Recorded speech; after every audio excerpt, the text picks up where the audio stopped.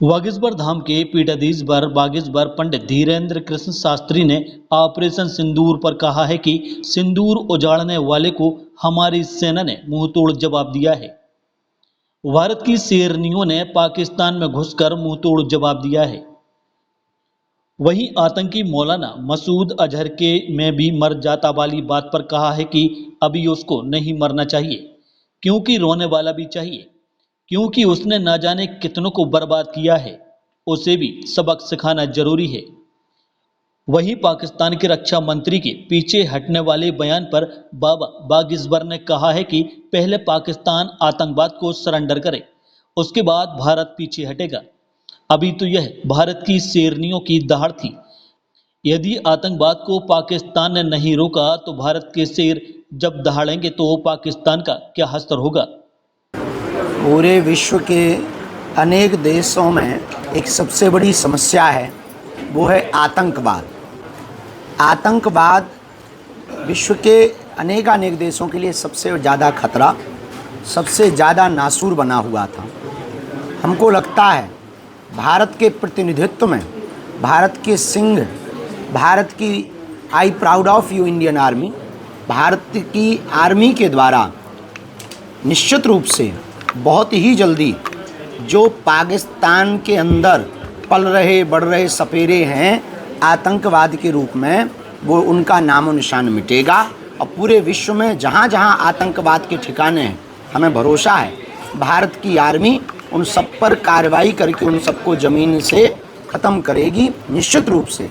और जो 26 नृशंस लोगों की पहलगाम में हत्या हुई थी, नाम पूछ कर के जिन दुष्ट आतंकवादियों ने हमारे भारत के अनेक लोगों के सिंदूर को उजाड़ा था, आज भारत ने अपने बल का सदुपयोग करते हुए, भारतीय आर्मी ने गोला बारूद का सदुपयोग करते हुए उस सिंदूर का जवाब सिंदूर ऑपरेशन के तहत दिया, जिसमें भारत की शेरनियाँ, हमारी बेटियाँ प्रतिनिधित्व कर रही थीं।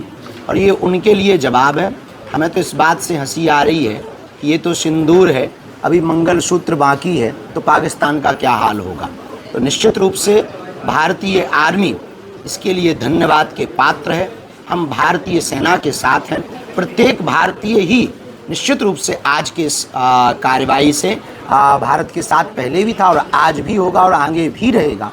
जो भारत की इस प्रकार के कार्यों के साथ नहीं है, वो भारत का नहीं है, वो देश का गद्दार है। और हमें लगता है कि एक रॉकेट इन देश के गद्दारों पर भी छोड़नी चाहिए। मारे गए इसमें मौलाना मसूद अजहर, कोई ना कोई रोने वाला भी तो चाहिए। वो धमकी दे रहा भारत को बदला लूंगा है, मौलाना धमकी दे रहा। अब जब 26 पहलगांव का हम बदला ऐसा लिया है तो वो विचार कर ले कि वो अगर जो है खो देगा तो अपन जो है नदियाँ बहाएंगे। एक चीज़ और कह रहा है कि उसके घर के 10 सदस्य मारे गए हैं और भी मर जाता तो अच्छा होता, ऐसा भी कह रहा है वो। नहीं, वो ठीक कह रहा है, लेकिन रोने के लिए हमें छोड़ना भी तो ज़रूरी था। कोई ना कोई रोने के लिए अपनी आंखों से कम वो देख तो पाता कि कार्रवाई क्या होती है। किसी दूसरे का जब आप घर उजाड़ते हो, आप आतंकवादी बनकर के किसी के घर को उजाड़ते हो, किसी के सिंदूर को उजाड़ते हो, किसी की भाई की कलाई को सूनी करते हो, किसी की बहन के राखी का रक्षाबंधन का धागा ऐसे ही रखा रहता है, जब उसको आप इस प्रकार से परेशान त्रस्त करते हो, उनकी आत्मा को ठेस पहुँचाते हो, तब तुम्हारी आत्मा को कैसा लगा होगा, ये उसको महसूस करने दीजिए।